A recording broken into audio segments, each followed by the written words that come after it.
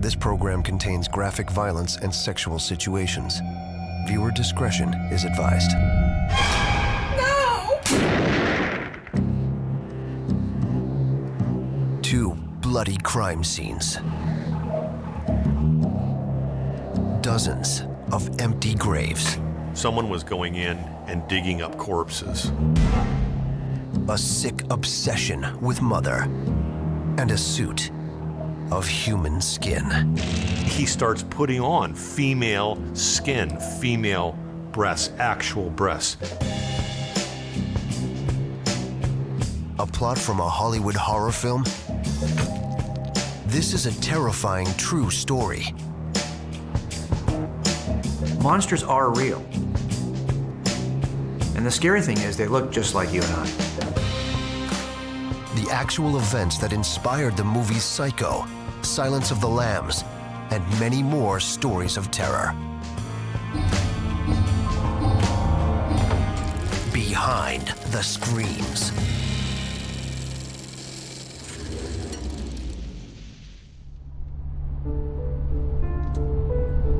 Small town America, 1954. It's a time of peace and prosperity. In rural Plainfield, Wisconsin, a town of less than 800 people. By early evening, most of the locals have settled in for the night.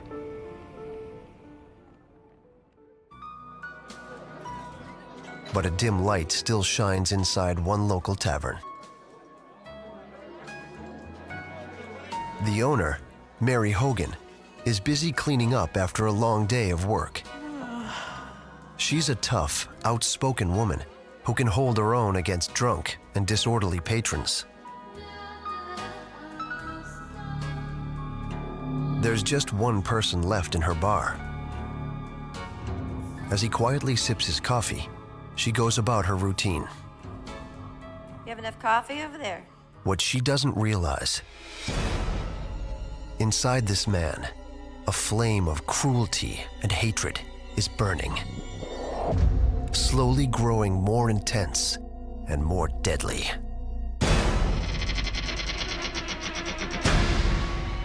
Watching Mary intently, the man reaches inside his jacket for a cold metal object, an instrument of death.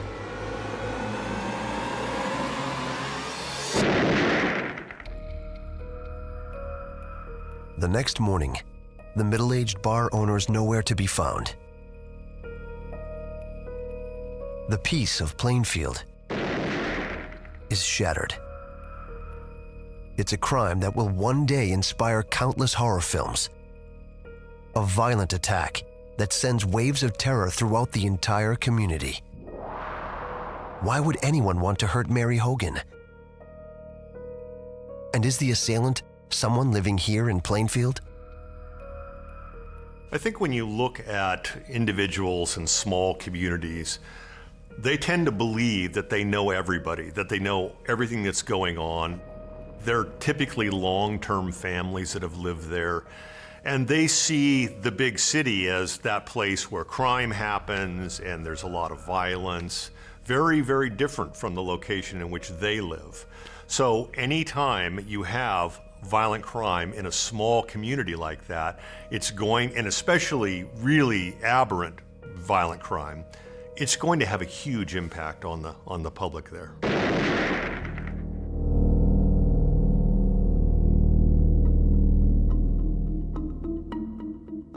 The job of finding Mary Hogan falls on Sheriff Harold S. Thompson.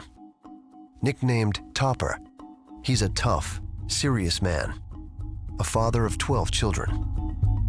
Although he's a veteran peacekeeper, he's only been assigned as sheriff temporarily. Used to settling misdemeanors and local disputes, violent crime is something entirely new for Topper. Most of these investigators and police officers were appointed. They have very little training, so they don't have any experience working cases like this. It becomes a daunting task when they're faced with a disappearance of an individual.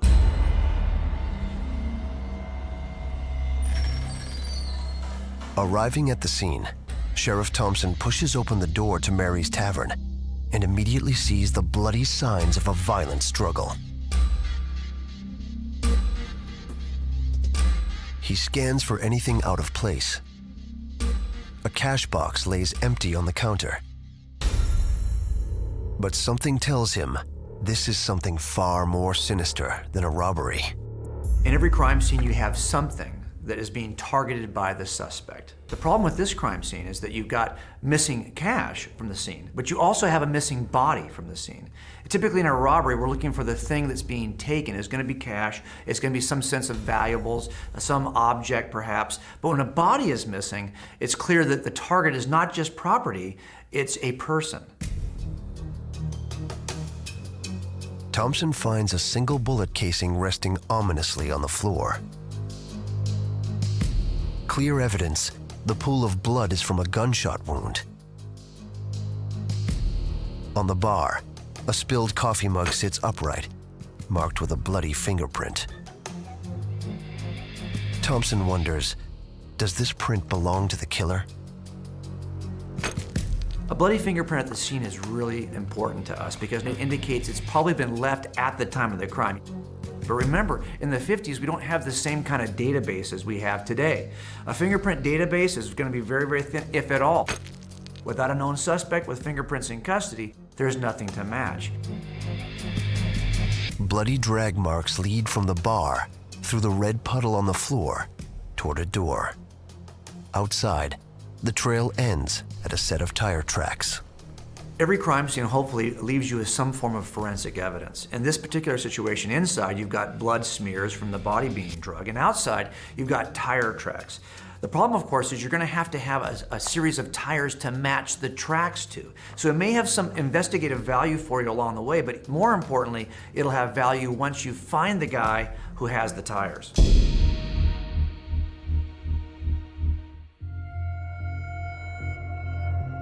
Sheriff Thompson's baffled by the senseless crime. Without a body, he has no way of knowing if this is a kidnapping or a killing. Witnesses who left the bar the previous day say that Mary locked up at around 4:30 in the afternoon. But the evidence suggests that sometime later, she let her attacker inside and made him a cup of coffee. The assailant was probably someone she knew very well.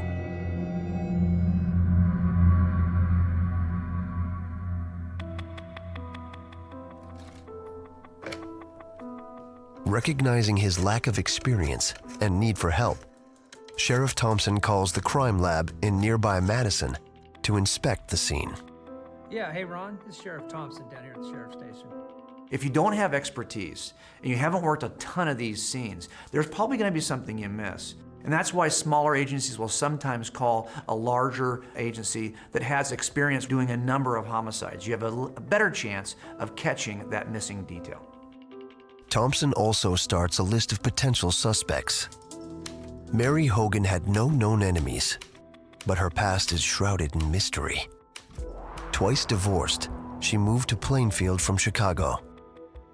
Some locals believe she may have managed a big city brothel. There's even talk around town that Mary had ties to the mob. Was Mary in trouble with the mafia? And if so, did they follow her all the way to Plainfield to take her out? There's a kind of a history and a period of time in America when the mob, loosely referred to organized crime, was seen as more influential by investigating agencies. So at this point, we're looking at the potential that a mob hit could be in place here at this scene. But there's a problem with this theory of a mob assassination. Unlike Chicago, Plainfield is a small, close-knit community. People tend to notice when sharply dressed city folk drive into town. Even an average-looking stranger couldn't pass through without being noticed by someone. If it's a mob-style execution, I would either expect there to be a body still at the scene, executed in a particular fashion, or no body at all. What you have here is a kind of a combination of both, which really doesn't make sense from the perspective of a mob execution. If the mob isn't responsible for Mary's disappearance, maybe someone living in Plainfield is to blame. Mary's outspoken manner could have rubbed a bar patron the wrong way.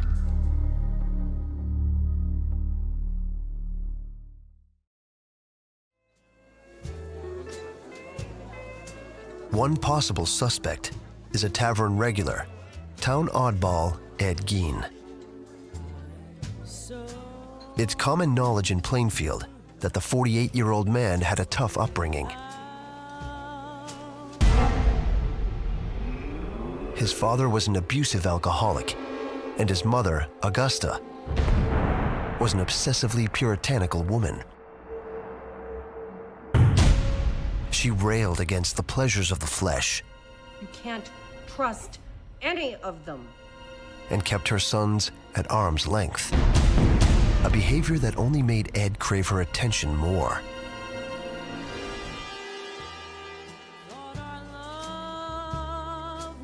It also made him very awkward when it came to women. Ed had made comments about Mary in the past, so when people are focusing on, like, who could have done this? Why is she gone? What happened to her? Ed's name sort of surfaces, comes up to the top. While Ed's considered harmless by everyone in town, he was involved in another bizarre incident. A decade before the Mary Hogan investigation, Ed and his brother Henry Gein are heading out to clear some dry overgrowth from an area close to their home. The men set a patch of grass ablaze, and as the winds kick up, things quickly get out of hand. They fight to get the blaze under control. And when the flames finally go out, Ed walks out of the field alone. He goes straight to a neighbor asking for help to find his brother Henry. But then, strangely, at the scene of the fire, he guides the neighbor directly to his brother's motionless body. As an investigator, if I'm watching Ed bring this group to look for his brother and he seems to know exactly where to go immediately, is it a coincidence? I'd want to at least eliminate the possibility that he knew where his brother was because he was the last person to see his brother alive. If you're assembling the most reasonable inference from evidence, this seems very suspicious. And there are other puzzling details.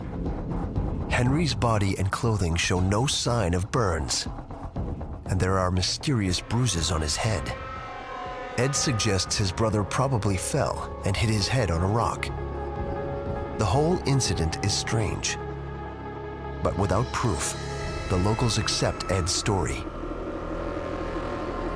A medical examiner says his brother must have died from smoke inhalation. They've talked to Ed, and although he's a bit odd, they don't really have anything else to go on.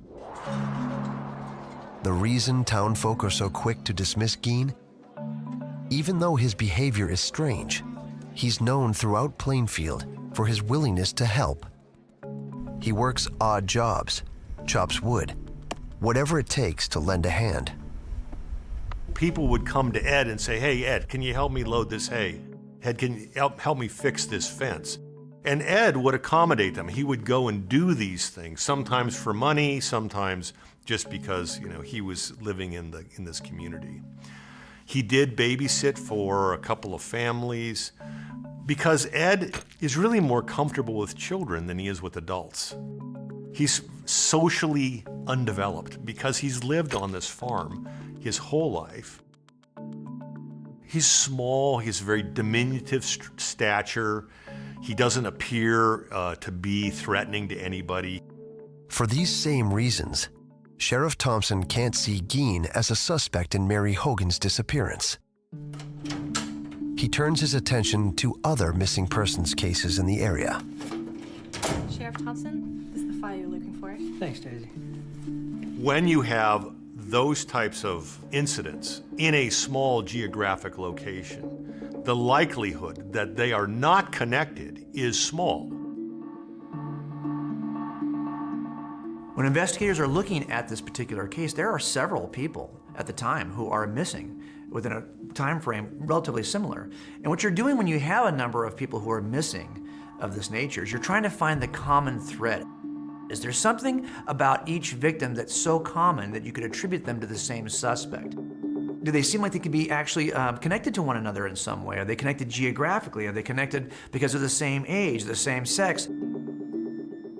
The sheriff uncovers 3 missing persons cases that have all gone unsolved. And they all happened within 2 hours of Plainfield. Case number 1. An 8-year-old girl, Georgia Weckler, went missing. Walking less than a half-mile home from school, she disappeared in broad daylight.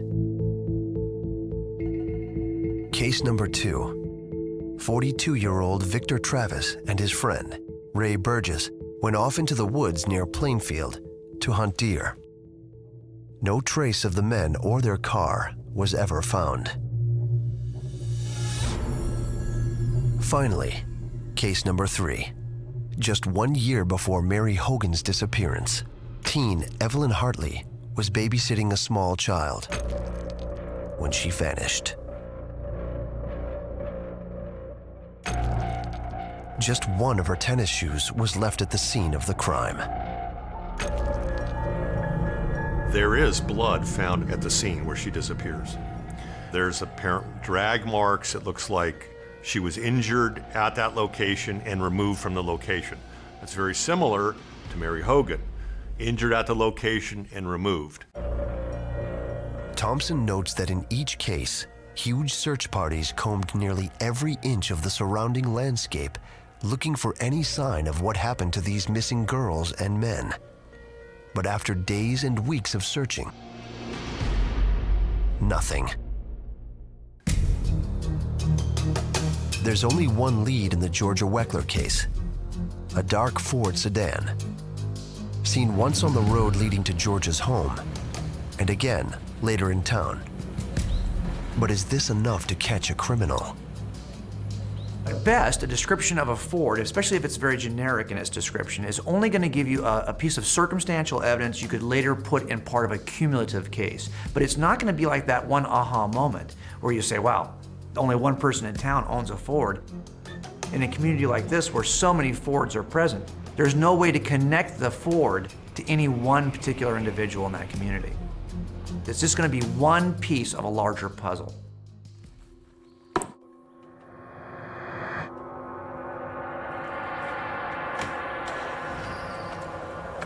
One witness claimed he saw a young girl in the back seat pleading to go home, and a man shoving her down, out of sight. Then the car was gone. But was Georgia the young girl in the back seat? Was this a drifter kidnapping people for ransom? Or for some other evil purpose? And has the drifter returned? Thompson ponders the evidence, and it just doesn't add up. Young Georgia Weckler, teen Evelyn Hartley, the male hunters, and middle-aged Mary Hogan. If one man committed all these crimes, he has no clear method or motive. In this case, you've got a middle-aged woman, you've got 2 young girls, and you've got 2 hunters that are part of the potential missings that people are looking at. And you're trying to say to yourself, well, what is it about these 5 different missing people that is similar or dissimilar? There's a lot of differences here between these 5 missing persons.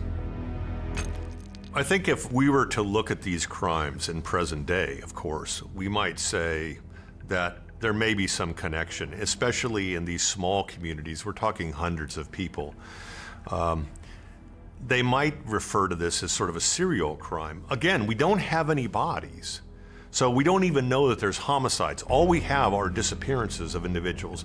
We suspect there's been foul play because there's blood at a couple of these scenes, but all we have is that they've disappeared.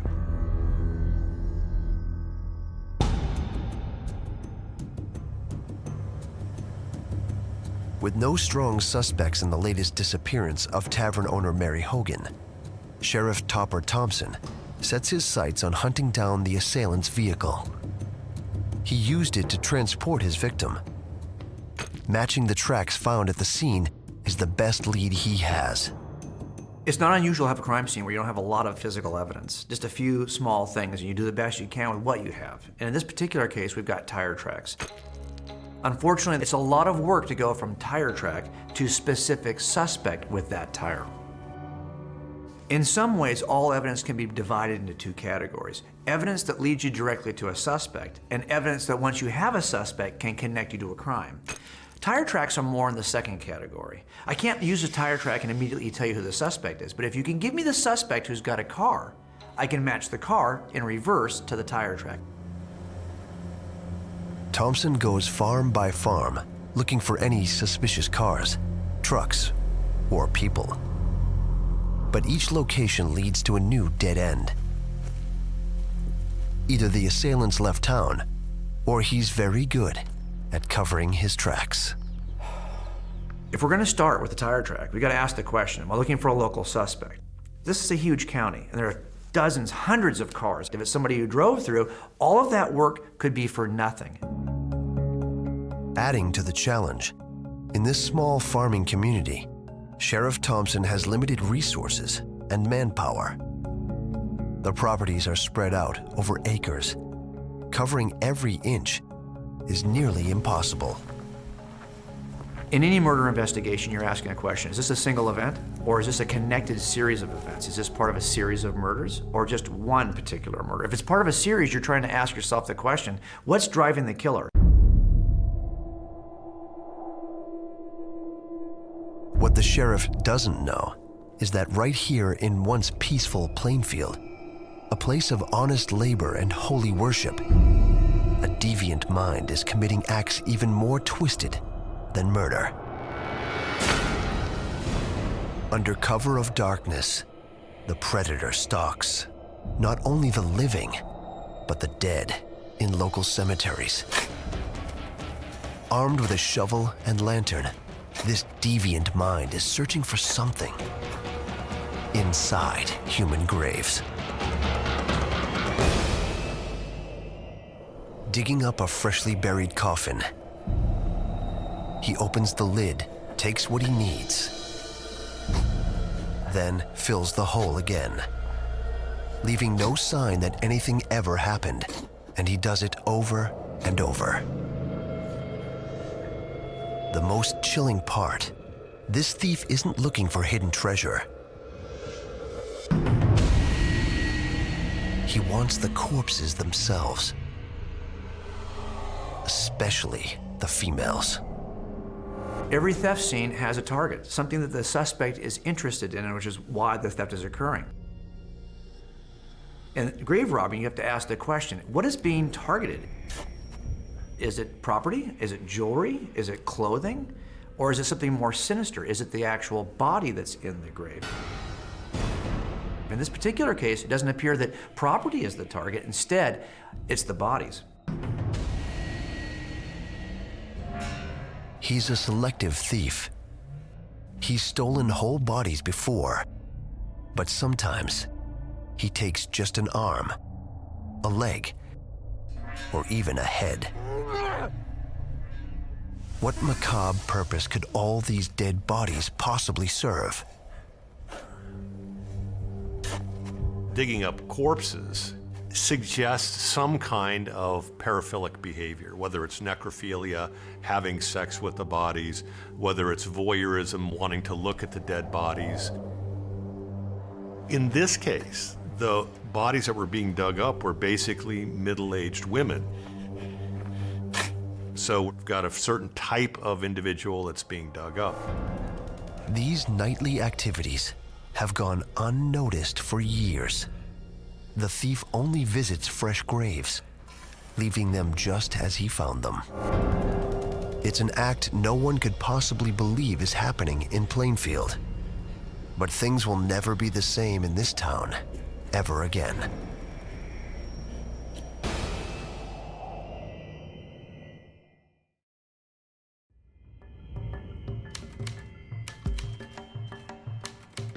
Three years after the disappearance of Mary Hogan, Sheriff Topper Thompson has moved on.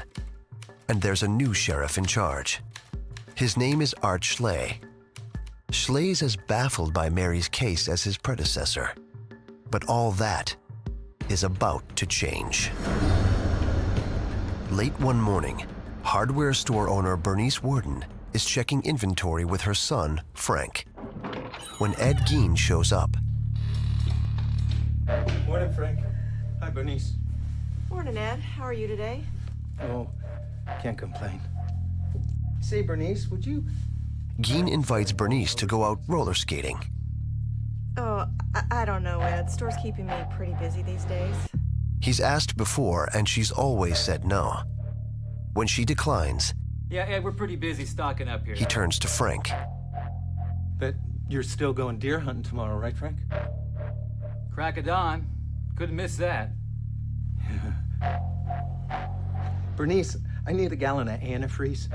I'll come by tomorrow and get it. Okay, Ed, I'll make a note of that. See you tomorrow.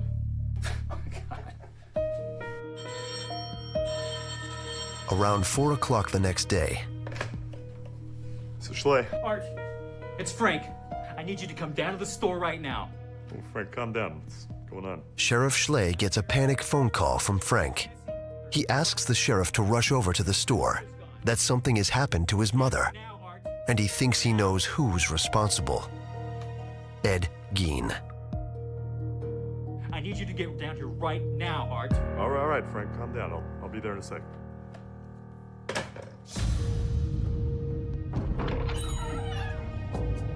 Entering the store, Sheriff Schley is immediately struck by how similar it looks to the Mary Hogan crime scene 3 years earlier. Something's wrong, Art. Look, there's blood on the floor. Frank tells Schley when he got back from deer hunting, his mother was gone.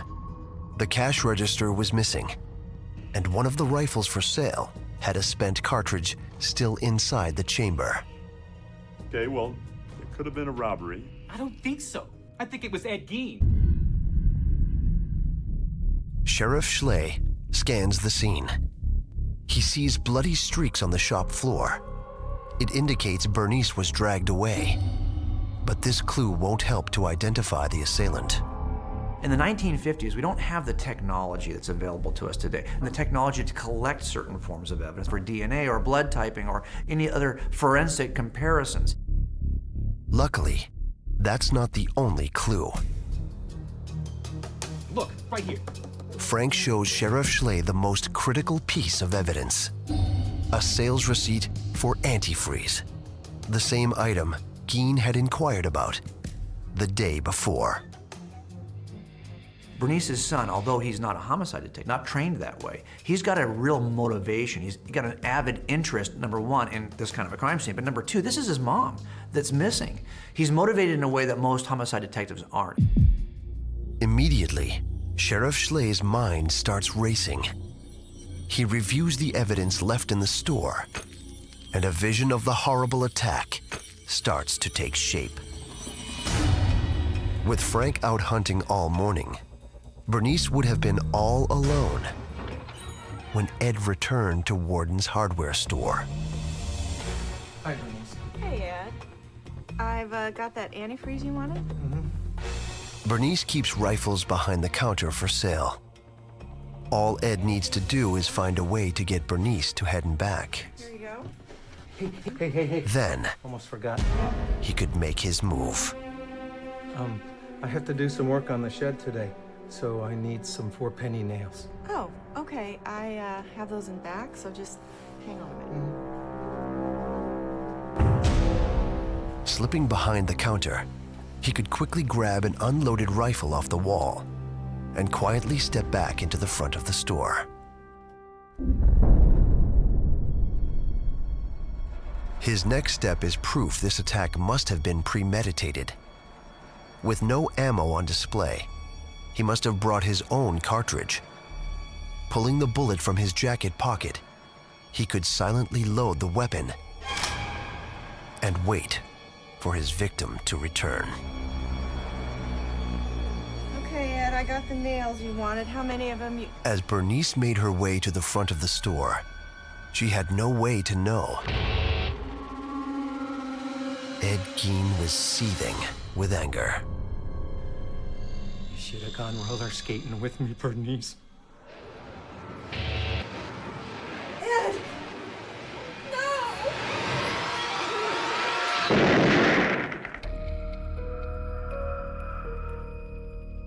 Schley speculates Gein could have removed the cash register to disguise the true nature of his crime. The same trick used before when Mary Hogan vanished. But are the two crimes truly related? And is Gein really a monster living in plain sight? So here we have another scene. A missing female, gunshot wound, blood at the scene, the body is missing. Very interesting and very distinct MO, and it's very similar to what happened to Mary earlier. These two crimes appear to be connected. Immediately, Sheriff Schley picks up his partner, Dan Chase, and the hunt is on. The officers quickly locate Gein outside a neighbor's home.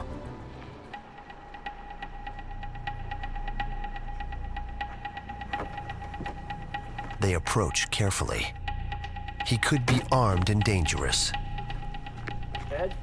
So as a detective, when you're approaching somebody you think may be a suspect in a crime, is this guy going to be armed? You've really planned these things out in your mind, so as you make the approach, you're making it safely and you're making it tactically. I want you to slow down for a second. One of the officers asks Gein to tell him where he's been all day. What did you do today? Gein says he's just been doing chores. And I found some wood at O'Grady Ranch. Okay, and then what? That's when they use a common law enforcement trick to get to the truth. I was walking here. I want you to start from the top again. They ask Gein to repeat what he said. And I found some wood at this Smith Ranch. The best tactic to use if you're trying to determine if someone's telling the truth is simply to have them tell the same story over and over again. The O'Grady place. Ask the question from a slightly different angle. Smith Place. And as you listen to the response, you're listening for the slight variations Smith Place. The O'Grady Place. Smith Place. would indicate that this person's not telling you the truth. Smith Place. Gein can't remember the lies he's told.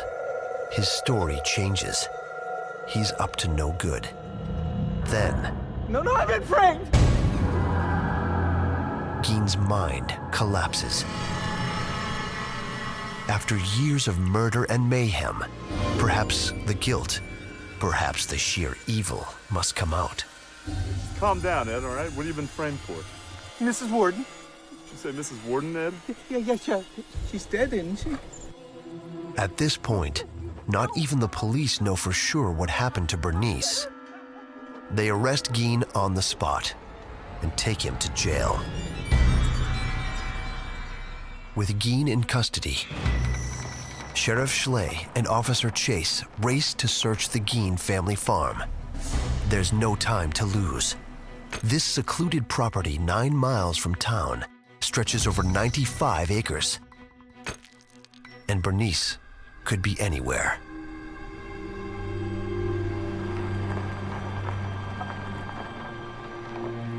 They begin just a short drive off the road at Ed Gein's very dark and forbidding home. Many of the local children believe it's haunted by an evil spirit. They have no idea how right they are. The officers slowly move toward the building, looking for a way in. They can actually enter the residence if they have a sense there's a possibility that somebody's still alive, is injured, is in dire need of help. It's exigent circumstances. That's the motivation they have to actually enter the house. They notice a shed in the back of the home. Schley can see the door only has a rickety latch. He lifts his foot up and kicks hard. You ready?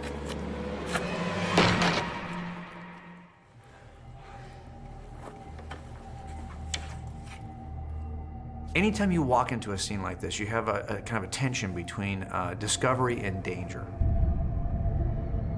You know, you have a sense that I'm going to discover something that's powerful, that's going to make this case. Maybe I'll even discover Bernice alive. That would be great. But there's always a sense of danger, too. You don't know that Ed Gein is acting alone. You don't know what's going to be in there, who's going to be in there. You could walk in and get ambushed. So as you're walking into a scene like this, you're always on the edge of your seat. You're always on guard.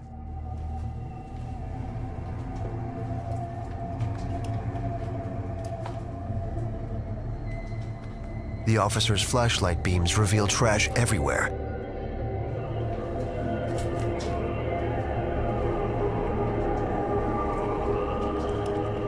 But what they're about to see, they could never imagine and will never forget. As Schley turns to search the corner, he feels something heavy brush against him, something hanging from the ceiling.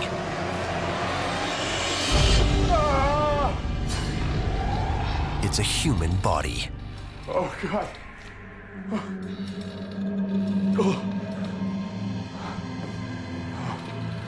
Bernice Worden, loving mother, widow, and respected business owner, hangs upside down, beheaded and split down the middle, the way a deer is butchered after a hunt.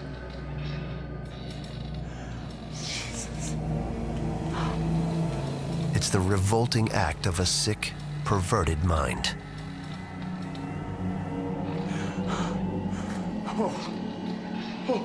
No matter how tough you think you are as a cop, and most of us, when we train, we think we're pretty tough about these kinds of things, especially if you're working homicides, some scenes are worse than others. And here you have the most horrific scene, one of the worst scenes in the history of homicides. He reacts like probably most of us would, runs out of the room and throws up.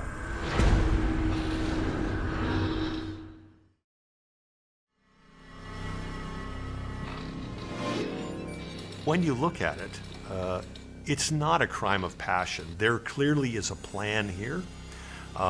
It's done in a very methodical way. Her feet are spread apart on a bar. She's been hoisted up by a block and tackle. Her hands have been tied to her sides. She's been essentially eviscerated, opened up from her sternum all the way up to her pubic bone, and all of her internal organs are gone. And of course, we're talking about police officers who have never seen anything like this. They look at Bernice and they're not even sure if it's Bernice or not because the corpse doesn't have a head. It's clear that he had done this kind of activity before. Clearly he was skilled at it. And Bernice isn't Ed Gein's only trophy. Inside the main home, his demented decorations are everywhere. Parts of bodies, women's skulls, and hidden under a burlap sack, the face of Mary Hogan, turned into a horrifying mask. You were wondering, well, why would he do this? Why is he collecting all of these different body parts? I mean, this really goes to this psychosis that Ed has. But Ed Gein's greatest prize is the one that truly gives a glimpse into the psyche of a madman. Propped up in a dusty, cluttered room, Schley finds a full-body garment Gein had sewn from human skin. He wore this suit to become female. Ed has still got this fixation on his mother. At some point, fairly shortly after her death, Ed is actually believing that he has the power to will her back to life, bring her back from the dead. And when he can't do that, he essentially recreates her in himself.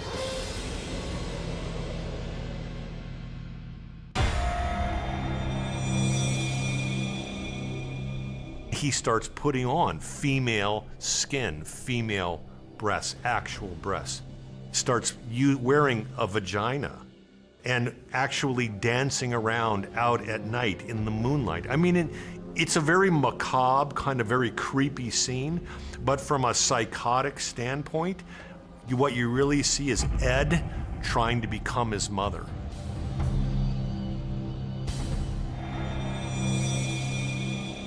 Seeing this house of horrors, Sheriff Schley comes up with a possible motive in the murders of Mary Hogan and Bernice Worden. To Ed Gein, his mother, Augusta, was a saintly figure, incorruptible and free of sin. And though Mary Hogan and Bernice Worden reminded him of his mother, in his eyes, they were the opposite. They brought out something inside him that Augusta fought all her life to suppress. Gein's manly lust. I can't believe you looked at that horrible girl, Cindy. You have to learn. He wanted these women, and this urge went against everything he'd been raised to believe.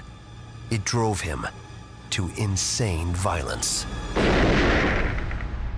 When his mother died, it was devastating for Ed. He lost not only his very best friend, but he lost his support structure. Ed, I think, essentially was socially and emotionally lost at that point. Gein's clothing made of human flesh, his bloody crimes, and his childish, simpleton's grin horrify and mystify the public. How could a man like this exist? The psychology of Ed Gein is fascinating to me.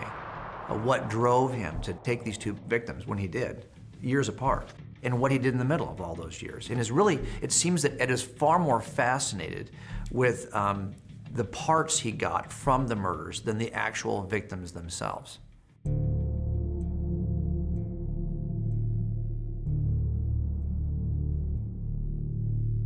Clearly, Ed is psychotic. He has serious mental health problems. And it's the mental illnesses, it's the way he perceived his thinking patterns about his mother and his activities that drives his crimes. And we can see, you have an individual who's digging up corpses.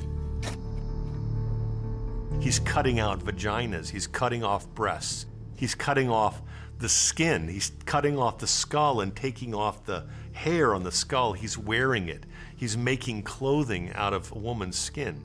This is incredibly aberrant behavior, but his crimes are driven by this severe mental illness.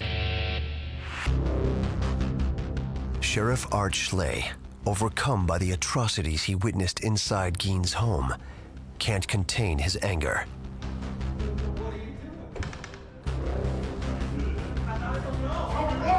He attacks Gein in his jail cell, repeatedly slamming him against a wall, hoping he can force Gein to confess to murder. He never does. Gein maintained his innocence throughout the murder trial. In court, he claimed he killed Bernice Worden by accident, that the sight of blood made him faint. He couldn't recall how she came to be hanging in his home. So where did he get the huge array of human body parts police found in his home? He says he pulled them from local graves. He's admitting to the police that he has engaged in digging up corpses from local cemeteries. Some he took with him, some he returned, some he removed body parts from, some he was skinning, but he's engaged with these dead individuals, all women. And it's so unusual for people because for the time in 1957, the baseline of behavior isn't what we have today. We don't have 24-hour, 7-day-a-week news. And it was so unusual, so bizarre, that it just captured the national audience. Although he was ultimately found guilty of murder, he never saw the inside of a prison cell. Labeled insane, he spent the rest of his life in a mental institution. There are only three things that motivate any homicide: financial greed, sexual or relational lust, and the pursuit of power. But there's a fourth category we have to assess, and that is just crazy. Is somebody so insane that they're not even motivated by anything? They're just doing it without a motivation because they're crazy. This is something we have to assess, especially when we come to trial. Were they able to make free choices, and they were driven by one of these three things they could have resisted, or are they just so crazy they couldn't make a free choice? I think that he was very mentally disturbed. And there's no question when he is interviewed by a number of psychiatrists and psychologists that they all are in agreement that he is psychotic. And they describe him as schizophrenic, which is clearly, I think, the case when you look at Ed Gein's history.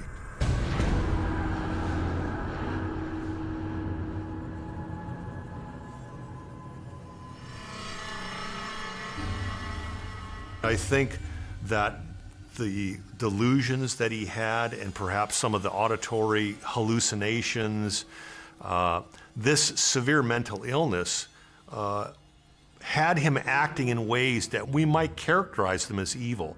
But I would say that when you're talking about psychopaths, people who understand the difference between right and wrong and simply choose to do wrong, that is probably an individual that I would describe as more evil.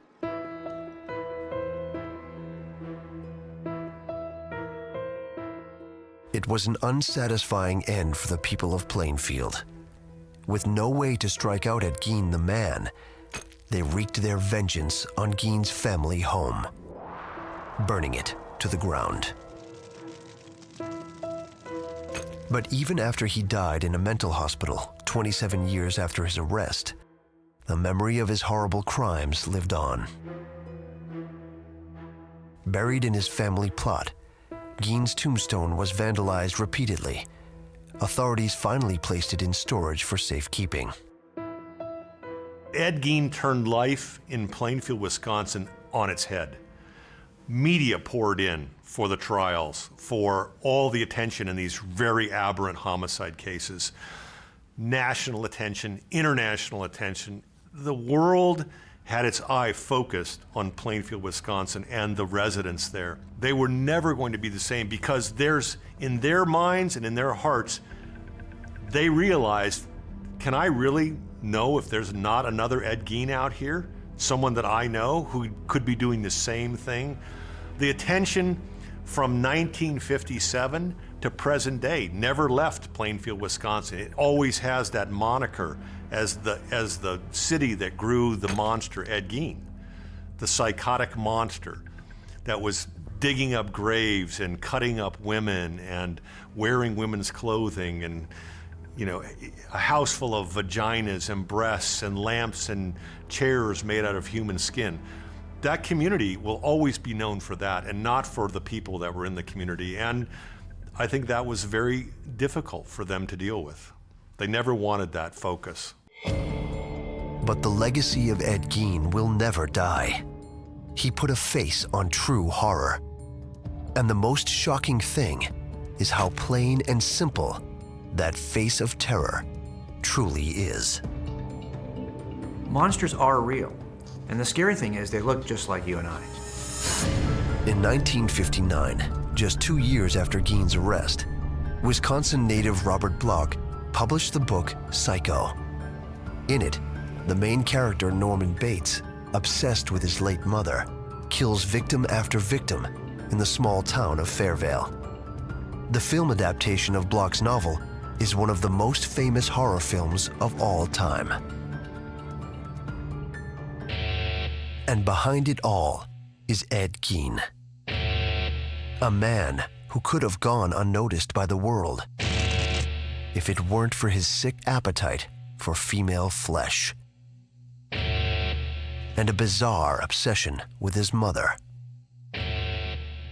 In many ways, Ed Gein was a very ordinary guy. He lived alongside his victims for years before they became his victims. I think that's what's so shocking about Ed Gein's case, is it's horrifying to think that there's somebody who could be just like us, looks like us, lives with us, interacts with us, and in the end becomes a predator of us. And that's why I think Ed Gein has lived on in infamy as the face of evil. 2 bloody murders, a grave robber that steals human bodies, and a suit sewn from female flesh. These things shouldn't be real, but they are. It's the true story of Ed Gein, a psycho, the ghoul of Plainfield, behind the screams.